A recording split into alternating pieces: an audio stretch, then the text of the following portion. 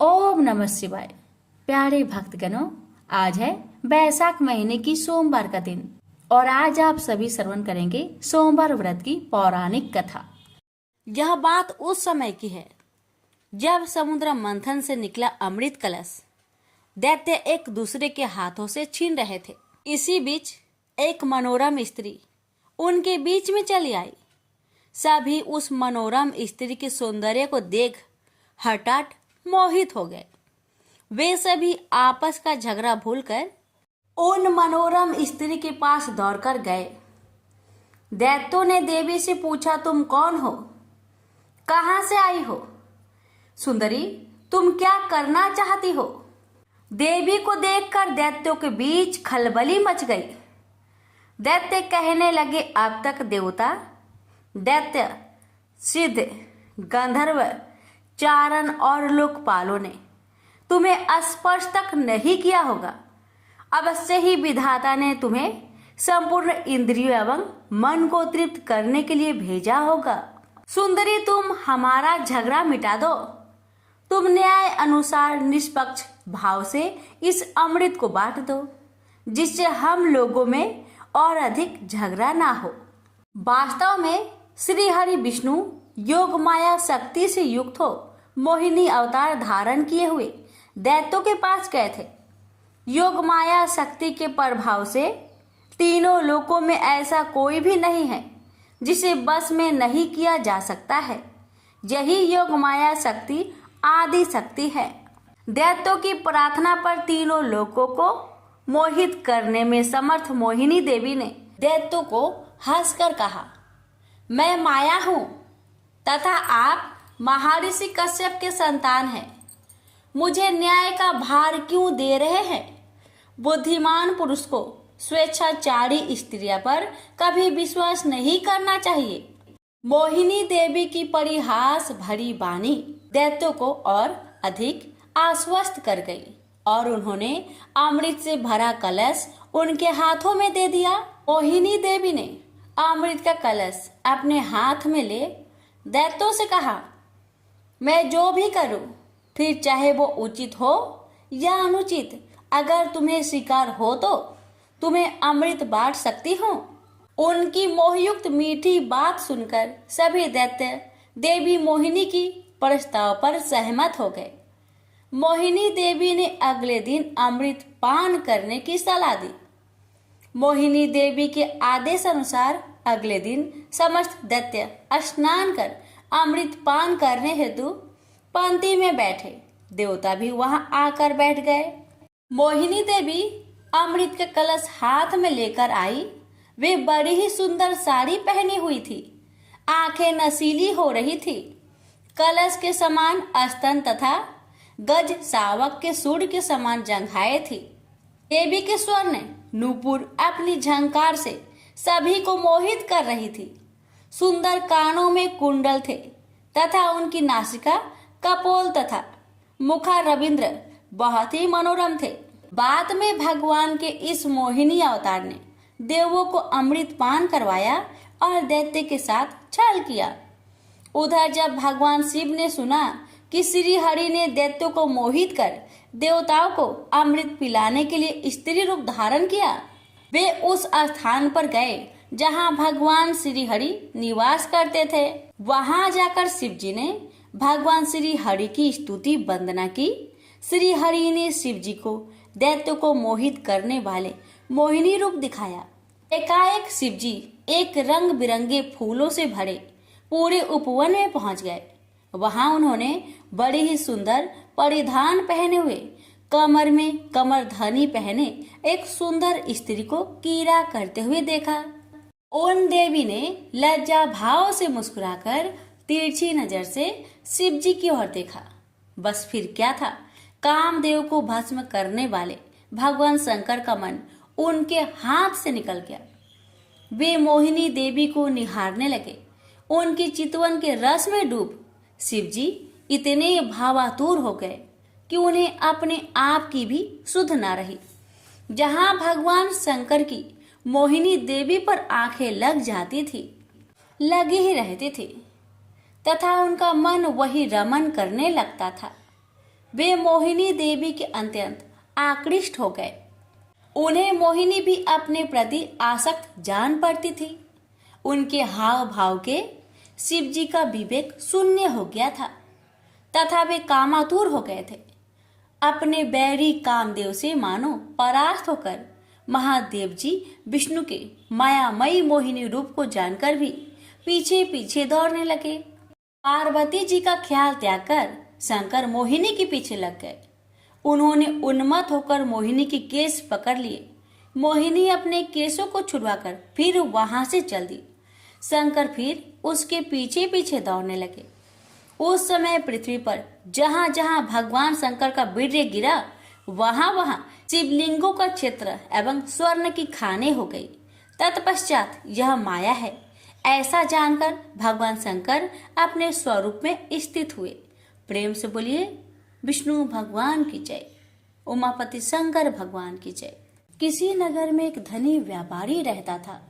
दूर दूर तक उसका व्यापार फैला हुआ था। नगर के सभी लोग उस व्यापारी का सम्मान करते थे। इतना सब कुछ संपन्न होने के बाद भी वह व्यापारी बहुत दुखी था, क्योंकि उसका कोई पुत्र नहीं था, जिस कारण अपने मृत्यु के पश्चात व्यापार के उत्तराधिकारी की चिंता उसे हमेशा सताती रहती थी। पुत्र प्राप्ति की इच्छा से व्यापारी प्रत्येक सोमवार भगवान शिव का व्रत पूजा किया करता था और शाम के समय शिव मंदिर में जाकर शिव जी के सामने घी का दीपक जलाया करता था। उसकी भक्ति देखकर माँ पार्वती प्रसन्न हो गई और भगवान शिव से उस व्यापारी की मनोकामना पूर्ण करने का निवेदन किया। भगवान शिव बोले, इस संसार में सबको उसके कर्म के अनुसार फल की प्राप्ति होती है। जो प्राणी जैसा कर्म करते हैं उन्हें वैसा ही फल प्राप्त होता है।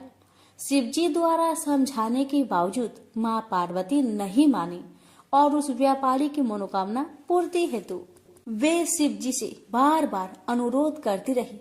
अंततः माता के आग्रह को देखकर भगवान भोलेनाथ को उस व्यापारी को पुत्र प्राप्ति का वरदान देना पड़ा। वरदान देने के पश्चात भोलेनाथ माँ पार्वती से बोले, आपके आग्रह पर मैंने पुत्र प्राप्ति का वरदान तो दे दिया, परंतु इसका यह पुत्र 16 वर्ष से अधिक समय तक जीवित नहीं रहेगा। उसी रात भगवान शिव उस व्यापारी के स्वप्न में आए और उसे पुत्र प्राप्ति का वरदान दिया और उसके पुत्र की 16 वर्ष तक जीवित रहने की भी बात बताई। भगवान के वरदान से व्यापारी को खुशी तो हुई, लेकिन पुत्र की अल्पायु की चिंता ने उस खुशी को नष्ट कर दिया। व्यापारी पहले की तरह सोमवार के दिन भगवान शिव का विधिवत व्रत करता रहा। कुछ महीनों के बाद उसके घर एक अति सुंदर बालक ने जन्म लिया और घर में खुशियां ही खुशियां भर गई। बहुत धूमधाम से पुत्र जन्म का समारोह मनाया गया, परंतु व्यापारी को पुत्र जन्म की अधिक खुशी नहीं हुई, क्योंकि उसे पुत्र की अल्प आयु के रहस्य का पता था। जब पुत्र 12 वर्ष का हुआ तो व्यापारी ने उसे उसके मामा के साथ पढ़ने के लिए बनारसी भेज दिया। लड़का अपने मामा के साथ शिक्षा प्राप्त हेतु चल दिया। रास्ते में जहाँ भी मामा भांजे विश्राम हेतु रुकते, वहीं यज्ञ करते और ब्राह्मणों को भोजन कराते। लंबी यात्रा के बाद मामा भांजे एक नगर में पहुँचे। उस दिन नगर के राजा की कन्या का विवाह था, जिस कारण पूरे नगर को सजाया गया था। निश्चित समय पर बारात आ गई, लेकिन वर का पिता अपने बेटे के एक आंख से काने होने के कारण बहुत चिंतित था। उसे भय था कि इस बात का पता चलने पर कहीं राजा विवाह से इनकार न कर दे, इससे उसकी बदनामी भी होगी। जब वर के पिता ने व्यापारी के पुत्र को देखा तो उसके मस्तिष्क में एक विचार आया। उसने सोचा, क्यों ना इस लड़के को दुल्हा बनाकर राजकुमारी से विवाह करा दूं। विवाह के बाद इसको धन देकर विदा कर दूंगा और राजकुमारी को अपने नगर ले जाऊंगा। वर के पिता ने लड़के के मामा से इस संबंध में बात की। मामा ने धन मिलने की लालच में वर के पिता की बात को स्वीकार कर ली।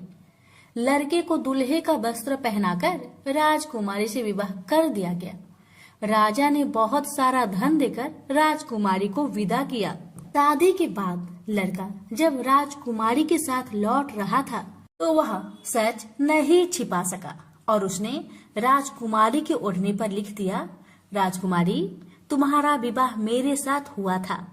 मैं तो बनारसी पढ़ने के लिए जा रहा हूँ और अब तुम्हें जिस नवयुवक की पत्नी बनना पड़ेगा वह कान्हा है।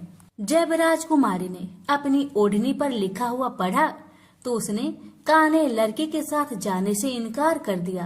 राजा को जब ये सब बातें पता लगी तो उसने राजकुमारी को महल में ही रख लिया। उधर लड़का अपने मामा के साथ बनारसी पहुंच गया और गुरुकुल में पढ़ना शुरू कर दिया। जब उसकी आयु 16 वर्ष की हुई तो उसने यज्ञ किया। यज्ञ की समाप्ति पर ब्राह्मणों को भोजन करवाया और खूब अन्य वस्त्र दान किए। रात को वह अपने शयन कक्ष में सो गया। शिव के वरदान के अनुसार शयन अवस्था में ही उसके प्राण पेखरू उड़ गए। सूर्योदय पर मामा मृत भांजे को देखकर रोने पिटने लगा।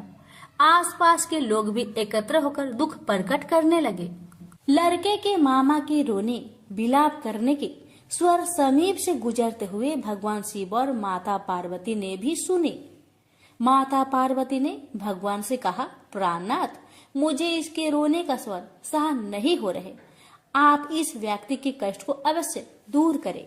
भगवान शिव ने माता पार्वती के साथ अदृश्य रूप में समीप जाकर देखा तो भोलेनाथ माता पार्वती से बोले, यह तो उसी व्यापारी का पुत्र है जिसे मैंने 16 वर्ष की आयु का वरदान दिया था। इसकी आयु पूरी हो गई है। माँ पार्वती ने फिर भगवान शिव से निवेदन कर उस बालक को जीवन देने का आग्रह किया। माता पार्वती के आग्रह पर भगवान शिव ने उस लड़के को जीवित होने का वरदान दिया और कुछ ही पल में वह जीवित होकर उठ बैठा। शिक्षा समाप्त करके लड़का मामा के साथ अपने नगर की ओर चल दिया। दोनों चलते हुए उसी नगर में पहुंचे जहां उसका विवाह हुआ था। उस नगर में भी यज्ञ का आयोजन किया। समीप से गुजरते हुए नगर के राजा ने यज्ञ का आयोजन देखा और उसने तुरंत ही लड़के और उसके मामा को पहचान लिया। यज्ञ के समाप्त होने पर राजा मामा और लड़के को महल में ले गया और कुछ दिन उन्हें महल में रखकर बहुत सा धन वस्त्र आदि देकर राजकुमारी के साथ विदा कर दिया। इधर भूखे प्यासे रहकर व्यापारी और उसकी पत्नी बेटे की प्रतीक्षा कर रहे थे। उन्होंने प्रतिज्ञा कर रखी थी कि यदि उन्हें अपने बेटे की मृत्यु का समाचार मिला तो दोनों अपने प्राण त्याग देंगे। परंतु जैसे ही उसने बेटे के जीवित वापस लौटने का समाचार सुना तो वह बहुत परेशान हुआ। वह अपनी पत्नी और मित्रों के साथ नगर के द्वार पर पहुंचा। अपने बेटे के विवाह का समाचार सुनकर पुत्र वधू राजकुमारी को देखकर उसकी खुशी का ठिकाना न रहा। उसी रात भगवान शिव ने व्यापारी को सपने में आकर कहा, हे श्रेष्ठी, मैंने तेरे सोमवार व्रत करने और व्रत कथा सुनने से प्रसन्न होकर तेरे पुत्र को लंबी आयु प्रदान की है। पुत्र की लंबी आयु जानकर व्यापारी बहुत प्रसन्न हुआ। शिव भक्त होने तथा सोमवार का व्रत करने से व्यापारी की सभी मनोकामनाएं पूर्ण हुई। इसी प्रकार जो भक्त सोमवार का विधिवत व्रत करते हैं और व्रत कथा सुनते हैं उनकी सभी इच्छाएं पूरी होती है। हमसे बोलिए उमापति शंकर भगवान की जय। माटी नाम का एक बड़ा शिव भक्त था। उसने संतान प्राप्ति के लिए 100 साल तक शिव जी का कठोर तप किया। शिव जी ने उसे संतान का वरदान दिया। समय आने पर उसकी पत्नी गर्भवती हुई। पत्नी का प्रसव 4 साल तक नहीं हुआ तो माटी को बड़ी चिंता हुई। पता चला कि गर्भ का बालक कालमार्ग नामक राक्षस के डर से बाहर नहीं निकल रहा। माटी ने कालमार्ग से डरने के कारण अपने पुत्र का नाम रखा कालभीति। कालभीति जन्म से ही परम शिव भक्त थे। बड़ा होते ही कालभीति घोर तपस्या में लगे। बेल के पेड़ के नीचे पैर के अंगूठे पर खड़े हो वह 100 वर्षों तक एक बूंद भी पानी पिए बिना मंत्रों का जाप करते रहे। 100 वर्ष पूरे होने पर एक दिन एक आदमी जल से भरा हुआ घड़ा लेकर आया। काल भीति को नमस्कार कर उसने कहा कि जल ग्रहण कीजिए। काल भीति बोले, आप किस वर्ण के हैं, आपका आचार व्यवहार कैसा है, यह सब जाने बिना मैं जल नहीं पी सकता। पानी लाने वाला अंगतुक बोला, मैं जब अपने माता पिता को ही नहीं जानता तो अपने वर्ण का क्या कहूँ। आचार विचार और धर्मों से मेरा कोई वास्ता ही नहीं रहा है। काल भीति ने कहा, मेरे गुरु के अनुसार जिसके कुल का ज्ञान ना हो उसका अन्न जल ग्रहण करने वाला तत्काल कष्ट में पड़ता है। मैं पानी नहीं पीऊंगा श्रीमन। अंगतुक बोला, तुम्हारी बात पर हंसी आती है। जब सब में भगवान शंकर ही निवास करते हैं तो किसी को बुरा नहीं कहना चाहिए, क्योंकि इसमें भगवान शंकर की ही निंदा होती है। यह जल अपवित्र कैसे हुआ? घड़ा मिट्टी का बना है और आग में पका है, फिर जल से भर दिया गया है। मेरे छूने से अशुद्धि आ गई है, तो अगर मैं अशुद्ध होकर इस धरती पर हूँ तो आप यहाँ क्यों रहते हैं, आकाश में क्यों नहीं रहते?